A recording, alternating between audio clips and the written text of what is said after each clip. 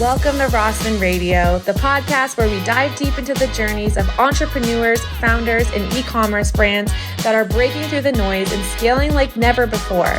I'm Elise, and Rossman Media is a trend-forward social media agency specializing in going viral and delivering 10x returns for the brands that we work with. Each week, I'll sit down with industry disruptors to talk about the highs, the lows, and the exact strategies that help them grow from their first sale to multi-million-dollar milestones.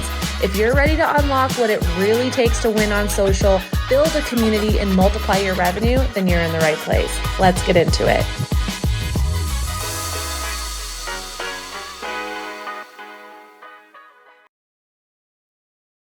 All right, welcome back to Rossman Video, the marketing podcast for marketers. I'm your host, Rob Nichols. Today, I'm joined by Nesha Sangabi, founder and CEO of Chickadee, a women's apparel brand that's changing the game for female sports fans. From bootstrapping straight out of college to securing licensing deals with universities across the country, Nesha's built a wholesale powerhouse and is now expanding into direct-to-consumer, or looking to grow that business anyway. We'll talk about how she's identified her niche, what it takes to navigate licensing and retail, and how Chickadee is approaching digital growth. Nesha, welcome. Hello, thank you for having me. So you started Chickadee right out of college. What gave you the conviction to kind of dive straight into this idea and stick with it for this long? Well, I studied finance in college and I dreamed of going onto Wall Street and becoming a big broker. And I worked for a year in finance. And during that year, I just realized that I would have more power and I could get ahead in my career by relying and leaning on myself rather than working in a corporate environment and waiting for that promotion. And I really felt in the minority in my amongst my coworkers. I had like big dreams. Well, there was one pivotal moment. I told my coworkers that I wanted to make $1 million before I turned 30. And at the time we were all like fresh out of college, 21, 22 years old. And they started laughing at me and making fun of me. Like, that's never going to happen. You're crazy. Like, definitely not going to happen here in this corporate environment. And that gave me this like feeling of empowerment because I knew that I could do it. And I realized in that moment that I'm not like them, that I had more drive, more motivation inside me. I had no idea how I was going to make the $1 million. I just knew that I could do it and had this confidence. So I decided to figure out how I was going to do it. And actually this college apparel clothing idea was the only idea that I had. It wasn't like a huge passion of mine. It was just like, I felt very passionate about this idea and that I could turn it into something. And I just went full throttle and quit my job and moved to New York City. That's amazing. Yeah, I think it takes something, you do have to have something special in you to kind of, to just take that leap. I think that's a unique, that's something that a lot of people I don't think have. Licensing with major universities, I guess, would be the next big, step here. It's a big hurdle, I think, for a lot of brands, even if it's just licensing in general, not to major universities, it's just bigger brands. How did you learn to navigate that process and earn the trust of schools and their retailers? Yeah, I would say, the first 5-10 universities and even the very, very first one were the hardest to get.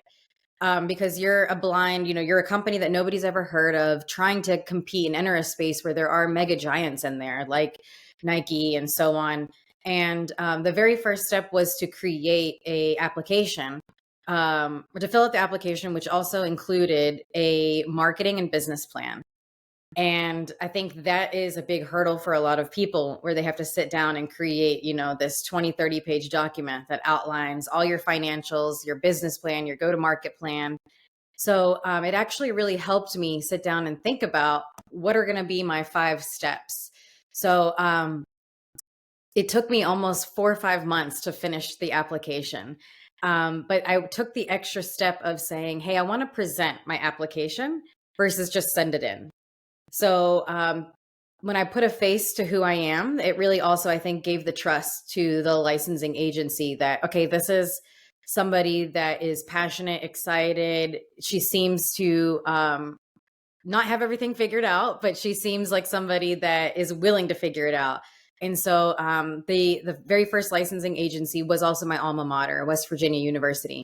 And I think that they, without them, I wouldn't have rolled on to get more licenses. But once I got the very first license and I was able to show proof of concept and generate revenue, then it started to snowball, where I was able to get more licenses, but not the big ones yet. I started to apply for like some of the top 5-10 universities in the country that are the most revenue generating, and they all turned me down. They said, "You're not there yet." And I was like, "Wait, I already have, 10 licenses. Why can't I get yours?" So when they gave me the reasons for why I wasn't there yet, I really focused on making sure that I fulfilled the need that they were asking for. So it was certain things like, "Hey, we already have women's apparel brands in the space. How are you going to be different?" And so it gave me that thought of like, okay, they're right. I can't just create duplication product. I have to start carving out a niche for myself. And so that pushback from them really helped me to fine tune my idea. I think that note about finding their need is really important. I think a lot of, especially when it comes to wholesalers trying to license these brands or these universities, it's finding what area are you focusing on that they don't already reach. You've taken more of a women's fashion approach to your brand, and I think that you mentioned that's kind of just doing what you thought was realistic and what you thought was kind of filled that need globally. And you've been primarily wholesale until now, but you're building your direct to consumer. You've got a website.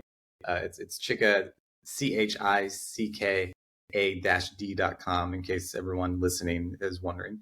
But you're building that brand out. What pushed you to make that shift, and how's that journey been so far? Yeah, I think, a lot of brands today start as a DTC brand and then want to become wholesale. And, our bread and butter and our core business has always been in wholesale. And so the wholesale side of our business is quite complex.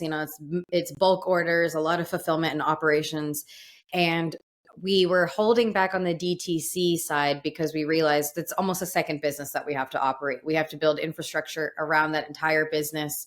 The demands are completely different. When somebody orders a product online, they want it shipped, within the next 5-6 days, and they want updates along the way, and they want to have customer service, 100% 24/7. And on the wholesale side of the business, it's a little bit different. Customer service looks different, fulfillment looks different. So we wanted to get a couple things in place, infrastructure wise, before we really dived deep into the DTC.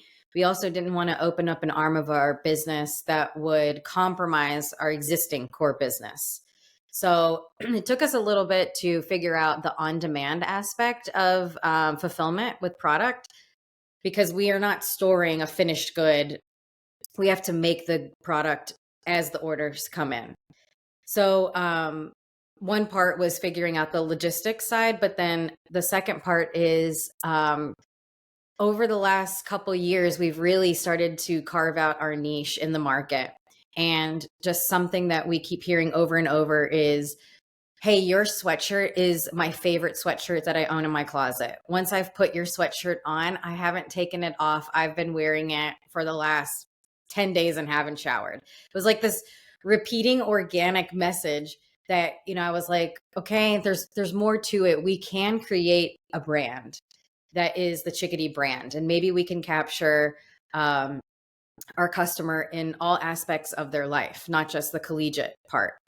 So so we're trying to dive deep into figuring out what is the Chickadee brand and how can we get our name out there. We know that we've got a great selling product. We know a great product that people love. It's now just getting it in front of them and nailing the logistics side. Exactly. Yeah, and I think that does come with time, and I think the infrastructure that you have already is the important part, making sure that you have those fundamentals. You mentioned that you had some fits and starts when we talked before with agency partners who either maybe had a specific idea of what they wanted the brand to be or what they do, and it's a very specific sandbox and it just doesn't really feel personal or adapted to you. talk a little bit more about finding the right people and the right partners to market your D2C brand. We're looking for an agency that's willing to go that extra mile and figure out who is Chickadee. Like, what are we selling? Who are we as a business at our core, and craft messaging and creative that matches then the target demographic.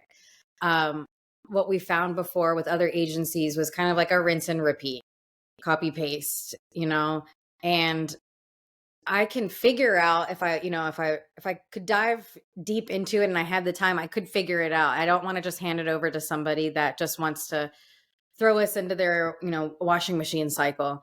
I'm really looking for a brand that's willing to figure out who we are and help us carve out that niche, unique space. That's the heart and core of our business. Got you. And what channels, I guess, have you explored so far? I know that this is especially, we've got a lot of, Ross, we get a lot of inquiries all the time about starting e-commerce kind of from the ground up, whether it's they're already on a Shopify site or they want to get on Amazon or they want to get on TikTok Shop. What channels have you explored so far that have been successful and vice versa? Yeah, so we have a Shopify website, and we also sell on Amazon. We are live on TikTok Shop.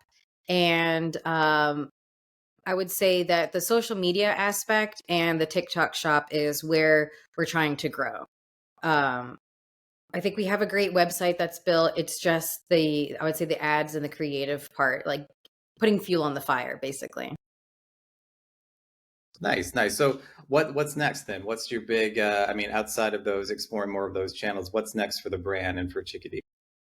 Yeah, today we're primarily known in the collegiate market.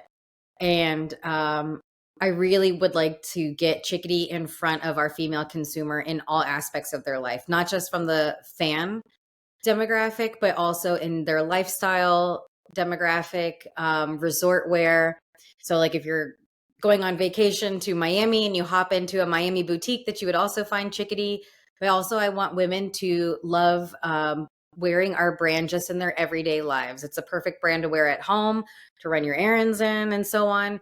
So what's next for us is really just getting that message out there and making sure that women know who we are and why we created our brand, and that we're women designing for women. And that's why we know how a woman wants garments to fit, how it should flatter their body, and how the fabric should feel.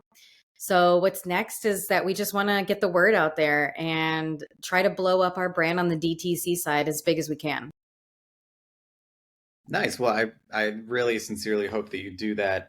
I thank you so much for sharing your story and walking us through the evolution of Chickadee. Once again, that's CHICKA-D.com for those of you who want to go and explore their line of clothing that's available right now. Nesha, thanks so much for joining. Thank you for having me.